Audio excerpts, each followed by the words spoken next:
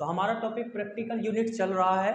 और practical units means जो हमारी डेली लाइफ में जो यूनिट्स यूज़ होती है हम उनके बारे में स्टडी कर रहे हैं। तो वैसे तो हमने बहुत सारे यूनिट्स के बारे में पीछे स्टडी कर लिया है जो हमारी प्रैक्टिस में होती है। Today we study more practical units. Today we study more practical units. आप देखते होंगे कि हमारे ना डेली लाइफ में जो फुट होता है, फुट, ये फुट हमारी डेली लाइफ में बहुत ज़्यादा प्रचलित है। और इसको हम इग्नोर भी नहीं कर सकते, क्योंकि जो फुट होता है वो फुट हमारा सदियों से चलता आ रहा है। और हम समझते भी कि 1 फीट कितना होता है। आप अपनी हाइट को मेजर करते हैं तो फिट में ही मेजर करते हैं कि मेरी हाइट 5 फुट 5 इंच है, 5 फुट 6 इंच है। तो इसी तरीके से मार्केट में जो स्केल आती है, स्टील का स्केल आप लेने जाते हो तो उस स्केल की भी जो लेंथ होती है ना वो 1 फीट की होती है।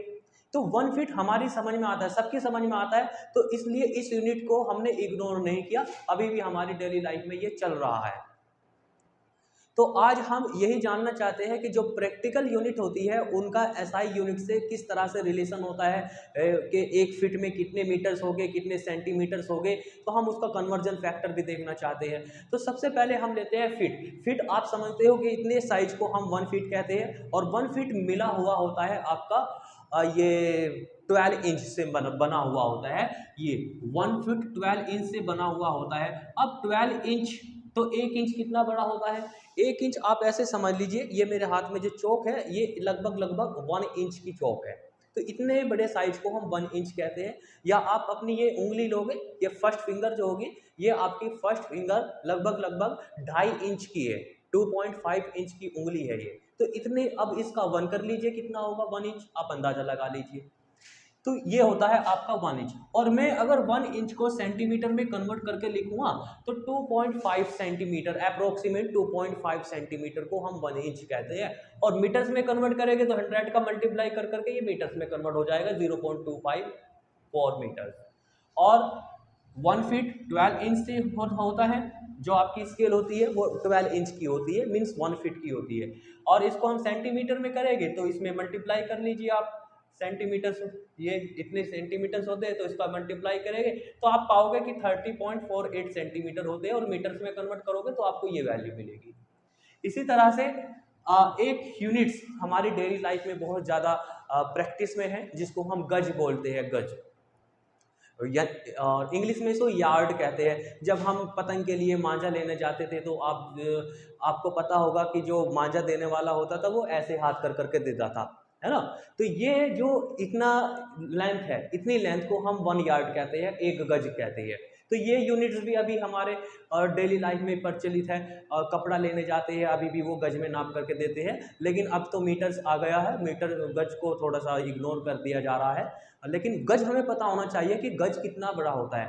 गज गज आपका 1 मीटर से थोड़ा कम होता है, थोड़ा सा कम, 1 मीटर से थोड़ा कम होता है। ये आपका होता है 1 yard is equal to 3 feet, 3 feet के इक्वल होता है। और इसको अगर मीटर्स में कन्वर्ट करेंगे तो 0.9144 मीटर, मीन्स 1 मीटर से थोड़ी सी वैल्यू कम है इसमें। ये देखो 1 मीटर के करीब जा रहा है ये। तो 1 यार्ड 1 मीटर से छोटा सा कम होता है। और इसी तरीके से एक हमारी जो पुरानी यूनिट चलती आ रही है, पुराने बुजुर्ग जो यूज करते हैं वो मील कहते हैं, कि कितने माइल कितने मील। तो ये हमारी पुरानी हिस्ट्री में ये भी एक यूनिट रही है। इसे भी अभी कहीं ना कहीं छोटे मोटे गांव में यूज करते हैं, मील किसे कहते हैं। तो आपको मील भी पता होना चाहिए कि 1 मील में कितने मीटर्स होते हैं, 1 मील्स किसे कहते हैं। 1 मील में आपके 1609 मीटर, इतने मीटर्स होते हैं। 1609 मीटर से मिलकर के 1 मील्स बनता है। तो 1 मील, यू नो 1, तो 1 मील कितना होता है आप समझ गए। तो इसी तरीके से एक यूनिट्स और है, नॉटिकल मील्स। 1 नॉटिकल मील्स ये क्या है, ये भी एक माइल ही है। एक यूनिट्स और होता है नॉटिकल माइल, माइल भी एक यूनिट्स है, एक नॉटिकल माइल्स होता है। इन दोनों में डिफरेंस देखिए क्या डिफरेंस है, दोनों ही माइल है। तो जब हम अपना कम्युनिकेशन सी के थ्रू करते थे तो हमको नाव लगती थी, यहाँ इस लोकेशन से जाने के लिए हम इस लोकेशन पर जाते थे। तो ये डिस्टेंस अगर 1 मील है, इसको हम 1 मील बोलते थे। लेकिन जो हमारी नाव जाती थी वो बिल्कुल स्ट्रेट सीधी नहीं जाती थी। एक्चुअल में पानी के बहाव की वजह से हमारी नाव इस तरह से जाती थी, ऐसे।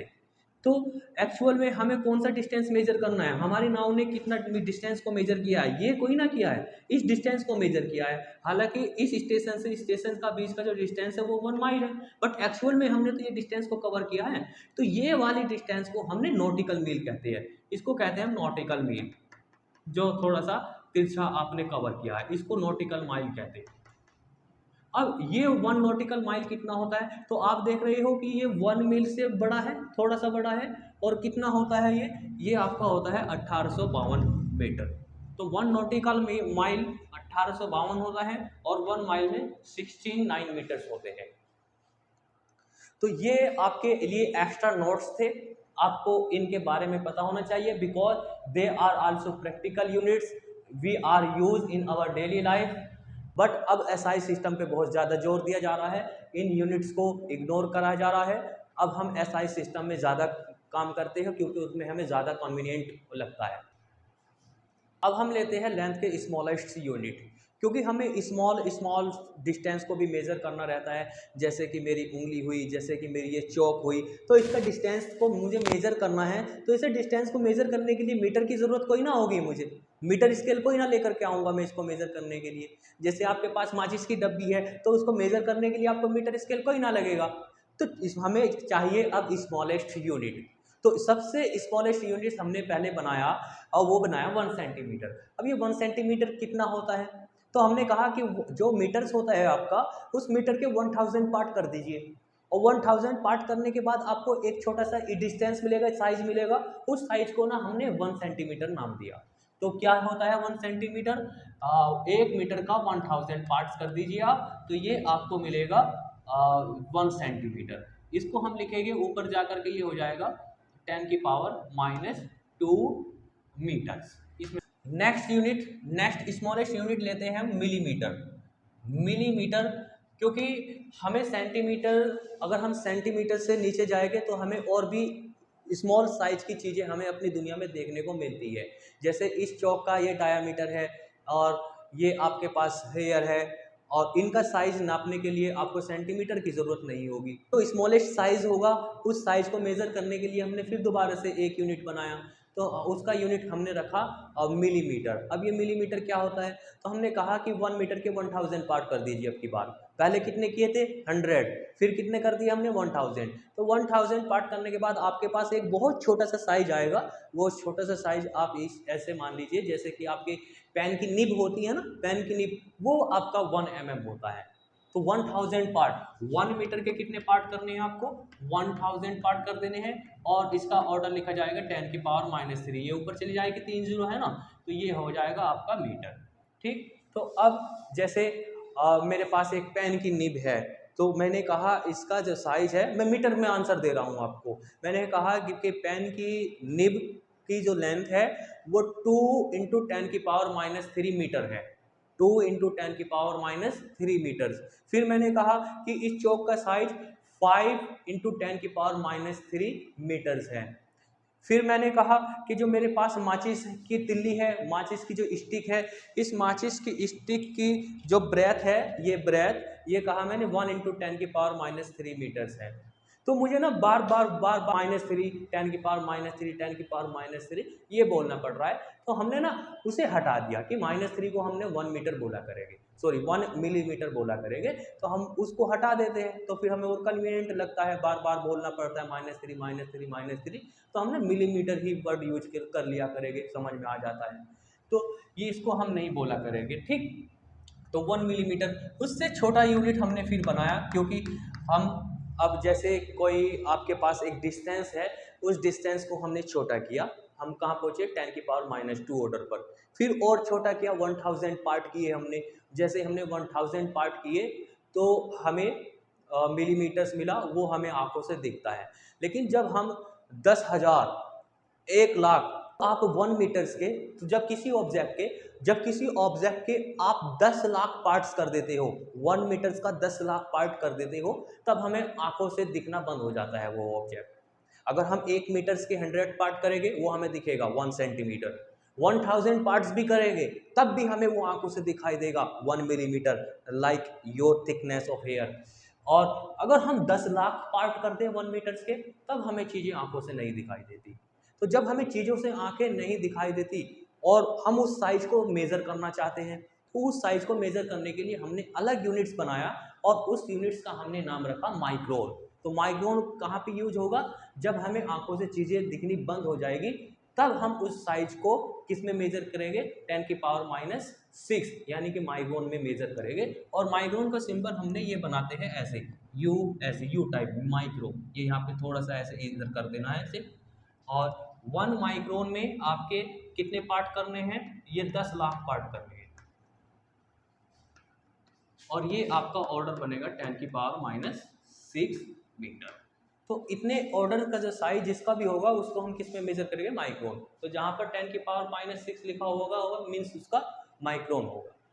बाद में जा करके हमें ये पता चला कि माइक्रोन से छोटी चीज़ें भी होती है, माइक्रोन से छोटी चीज़ें भी होती है, जैसे आपका मॉलिक्यूल्स। तो मॉलिक्यूल का जो साइज होता है वो माइक्रोन से भी छोटा होता है। अब उसको मेज़र करने के लिए हमें न्यू यूनिट्स की ज़रूरत है। तो हमने एक न्यू यूनिट्स बनाई और उसका नाम रखा हमने एंगस्ट्रॉम। एंगस्ट्रॉम, और एंगस्ट्रॉम को हम लिखते हैं ऐसे करके, एंगस्ट्रॉम। ए के ऊपर ये डॉट लगा देना, आपको जीरो बना देनी है, इसको हम एंगस्ट्रॉम बोलते हैं। और एंगस्ट्रॉम में आपको कितने पार्ट्स करने पड़ेंगे 1 मीटर के? 10 जीरो लगाओ यहाँ पर, 1 2 3 4 5 6 7 8 9 10, इतने पार्ट्स करने पड़ेंगे और ये होगा आपका 10 की पावर माइनस 10। तो इस रेंज को इतने पार्ट्स को हम 1 एंगस्ट्रॉम कहते हैं। तो 1 एंगस्ट्रॉम में कितने मीटर्स होते हैं? तो 1 मीटर्स के आपको इतने पार्ट्स करने होंगे, तब जाकर के आपको 1 एंगस्ट्रॉम लगेगा। तो ये 1 एंगस्ट्रॉम होता है। ठीक है। तो जब हम एटम्स का, मॉलिक्यूल का साइज को मेजर करेंगे तो हम किस में मेजर करेंगे? 1 एंगस्ट्रॉम में। हम ऐसे नहीं मेजर करेंगे, उसको मीटर्स में मेजर नहीं करेंगे, हालांकि उसको मीटर्स में हम बता सकते हैं। जैसे किसी एक मॉलिक्यूल का साइज है 2 इंटू 10 की पावर माइनस 10 मीटर, 2 इंटू 10 की पावर माइनस 10 मीटर, ये मीटर में आंसर दिया मैंने आपको। फिर दूसरा मॉलिक्यूल्स मुझको मिलता है 4 इंटू 10 की पावर माइनस 10 मीटर्स। फिर एक तीसरा मॉलिक्यूल मिलता है 5 इंटू 10 की पावर माइनस 10 मीटर। तो मुझे हर एक मॉलिक्यूल्स का रेंज बताने के लिए, साइज बताने के लिए बार बार 10 की पावर माइनस 10, 10 की पावर माइनस 10, 10 की पावर माइनस 10 ये बोलना पड़ रहा है। तो हमने इसको डिलीट कर देते हैं ना, क्योंकि 10 की पावर माइनस 10 को क्या कहते हैं? Micron, sorry angstrom. तो इसको ना हम एंगस्ट्रॉम बोला करेंगे, इसको हटा देंगे, इसे डिलीट कर देंगे हम। तो अब हम कहेंगे 2 एंगस्ट्रॉम, 4 एंगस्ट्रॉम, तीसरे पार्टिकल का जो साइज है वो 5 एंगस्ट्रॉम है।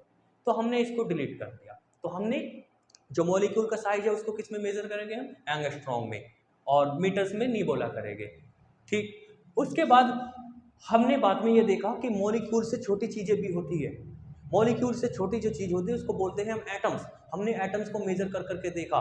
तो हमने एटम्स को जब हमने मेजर किया तो वो तो बहुत छोटा डिस्टेंस था, बहुत स्मॉल साइज था। तो उस साइज के लिए हमने न्यू यूनिट्स बनाई और उस न्यू यूनिट्स का हमने नाम रखा, आपने उस यूनिट्स का नाम रखा, उसका नाम रखा फर्मी, 1 फर्मी। तो बाद में जाकर के हमको 1 फर्मी मिला और इसकी रेंज होती है 10 की पावर माइनस 15 मीटर। अब यहाँ इतना गैप हुआ, यानी कि हमने 10 की पावर माइनस 11 का भी हमने देखने की कोशिश करी कि 10 की पावर माइनस 10 का कोई पार्टिकल्स मिलेगा, 10 की पावर माइनस 11 का, 12 का, 13 का, 14 का। वो यूनिट्स क्यों नहीं बनाए हमने 10 की पावर माइनस, डायरेक्ट हम कहाँ पे आए? माइनस 15 पे। तो इसका आंसर ये है क्योंकि हमें 10 की पावर माइनस 10 से 10 की पावर माइनस 15 के बीच का जो रेंज का पार्टिकल है वो हमें नहीं मिला, तो हमने नहीं बनाया। तो इससे छोटे जो पार्टिकल्स होते हैं वो होते हैं आपके एटम्स। एटम्स को हम मेजर करते हैं, इलेक्ट्रॉन, प्रोटॉन, ये होते हैं आपके। तो उनकी जो रेंज आती है आपकी 10 की पावर माइनस 15 मीटर्स होती है और उसको हम मेजर करते हैं फर्मी में। तो ये जो दो चीज़ें आपके सामने लिखी है, ये जो आपकी लास्ट में 2 यूनिट्स लिखी है, इनको हम यूज करते हैं एटम्स का साइज लेने के लिए, इलेक्ट्रॉन का साइज लेने के लिए, मॉलिक्यूल्स का साइज लेने के लिए। These 2 units are very small units, और इसको तो हम जो हम आंखों से दिखाई देगी उनके लिए यूज करेंगे इन यूनिट्स को। तो they are the smallest unit of the length. Atom के साइज के बाद हमने और छोटे छोटे पार्टिकल्स को ढूंढना शुरू किया।